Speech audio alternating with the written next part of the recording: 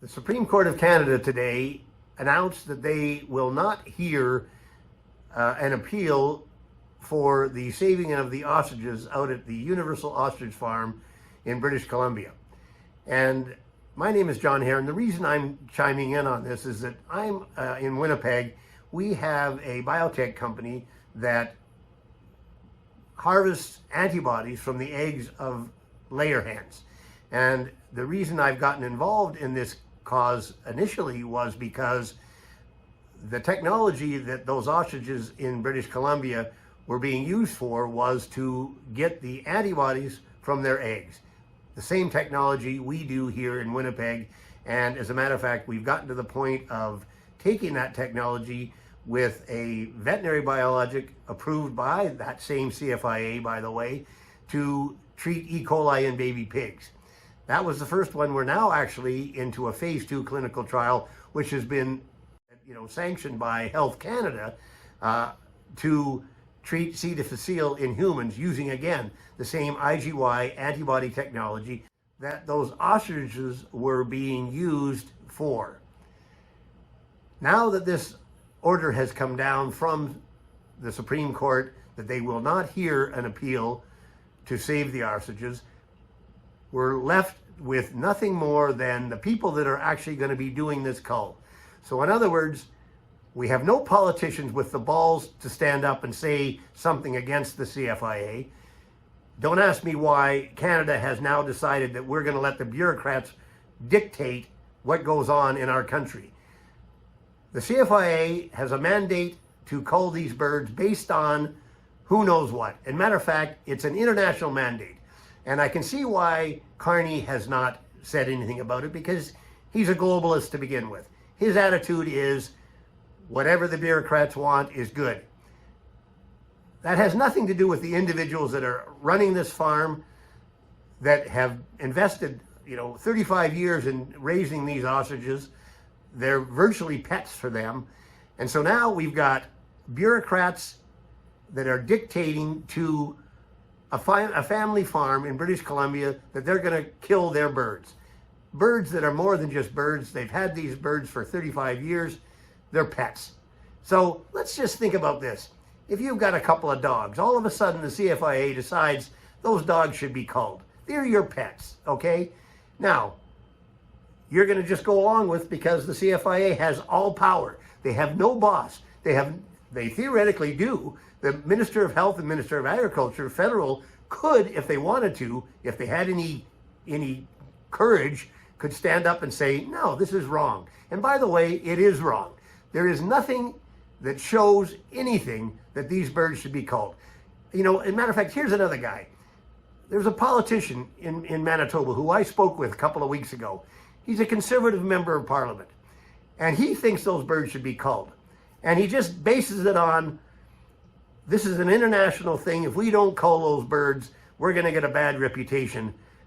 The fact that we didn't stand up to international protocol. International protocol is based on what? Again, World Health Organization, the animal part of that.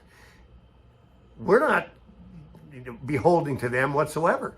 They like the idea of one world government, to the point where whatever they say, based on basically, let's think back to COVID. One world government dictated we should all lock down around the world. We find out that that was a completely asinine thing to do in retrospect. And now we're going through this again. And by the way, Canada stood up with that truckers convoy, and that basically, unbeknownst to most Canadians, was what took down the international mandates that were going on as far as COVID concerned. Again, Canada can be a leader in freedom, something that we should be thinking about. But really right now, because we haven't got any politicians that are going to stand up, and that's basically Carney. He's the only guy that could do it, and he's a globalist, like I said. Doesn't have any desire to stand up against the bureaucracies, which the CFIA represents. So now it really comes down to you people that are working for the CFIA, and basically the RCMP that are out there protecting them. Two giant bureaucracies in Canada that really have no boss, nobody telling them that they should or shouldn't do something that would be good or bad for actual individual Canadians. So now it's coming down to those individuals that are out there. Do you want to be the CFIA guy? And I know you're in masks and white suits and we won't know who you are, but you got to have it on your own conscience. You're going to go and cull up to 400 healthy birds without testing them. And that's the other part that's just a farce in this whole thing. If you think that we can allow this kind of thing to happen, next time a pandemic happens with COVID, for example, a new strain of COVID, and we decide that this strain is going to be a lockdown type of strain, the same before, you know, silly citizens will probably put up the way we did the last time. Now, think about what would happen if you compare it to those ostriches. Back in the day when COVID was on, you had that 2-week quarantine. In other words, if you tested positive for COVID and you were crossing a border, you had to quarantine for 2 weeks. And then they stuck some silly thing up your nose to find out if you were no longer contagious. And if you weren't, way you go. You could now get back into society, provided you were vaccinated. Think about what's happening with these ostriches. They're not even going to test them, stick that silly thing up their nose to find out if they're still contagious. They're basically saying that we don't care if they're contagious or not. We have a mandate to cull them. Well, think about how that would apply with the next human pandemic. In other words, we're not going to test you after 2 weeks to see if you're still contagious. We've decided, the bureaucracy, the globalists, that anybody who had COVID is now quarantined for life. How does that sound to you?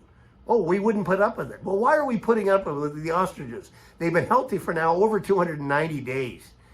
And we're not going to test them to see if they should be allowed to go back into society? That's really what they're going to say to us next time we have a COVID problem or some other pandemic problem. So people, start thinking about what you're doing. You guys out there in Edgewood, BC, that are participating in this cull, do you want that kind of a thing to happen to you? You know, in the next time there's a so-called pandemic, where the bureaucrats can actually say to you, no, you've had the infection and now you're quarantined for life. You're going to live in this little quarantine thing. Oh, baby, we will cull you. That one might be the next thing. You know, we have Made in Canada. I guess that's what the next thing would be. You know, medically assisted dying.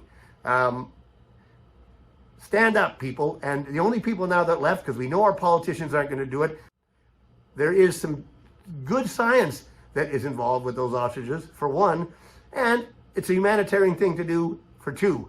And not only that, there's no precedent that they shouldn't be tested. That part is ridiculous. So now it's up to you, the bureaucrats, that are actually human beings as well. You're not just globalist bureaucrats. Think about it yourself. You know, and I mentioned this in the last video I did.